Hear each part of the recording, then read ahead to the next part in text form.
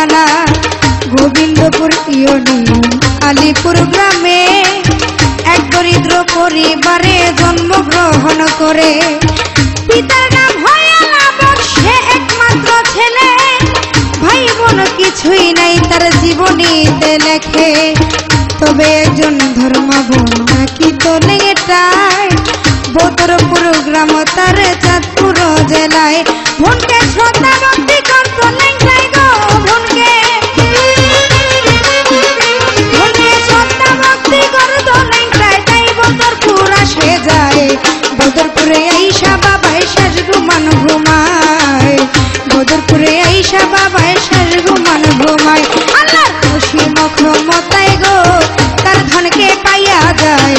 বদরপুরে আইসা বাবাই শেষ ঘুমান ঘুমায়, বদরপুরে আইসা বাবাই শেষ ঘুমান ঘুমায়।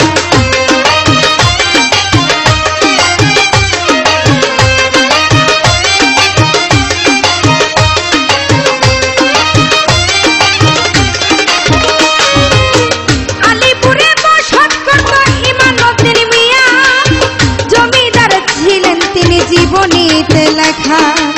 লেংটা বাবার পিতৃপুরুষ মাঝির বংশ ছিল, তাই লেংটাই ইমানুদ্দিন নৌকা চালাইতো।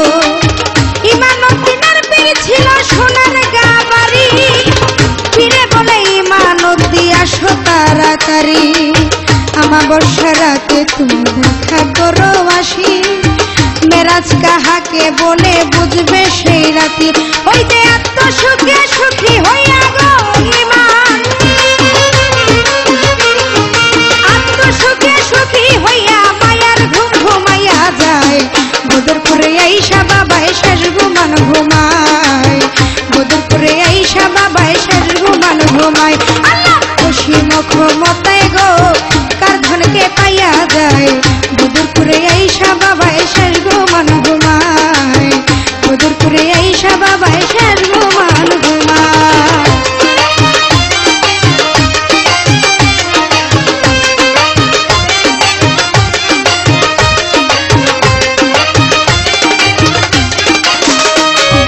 ভাদ্র মাসে বৃষ্টি অনেক লেগে যা বাবাই, নৌকা যুগে ইমানুদ্দিনকে সোনার গা পৌঁছায়।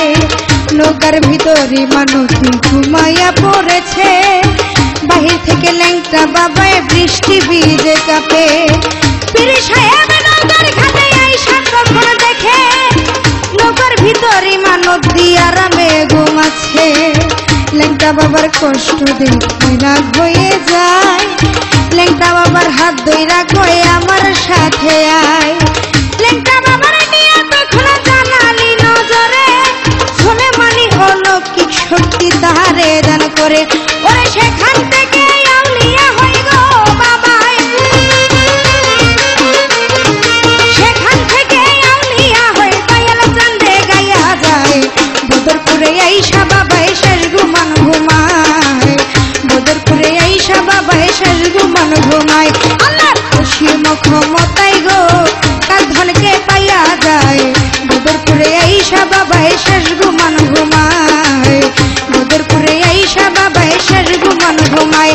আল্লাহর খুশি মখমতায় গো কার ধনকে পাইয়া যায়। বদরপুরে আইসা বাবাই শেষ ঘুমান ঘুমায়, বদরপুরে আইসা বাবাই শেষ ঘুমান ঘুমায়, বদরপুরে আইসা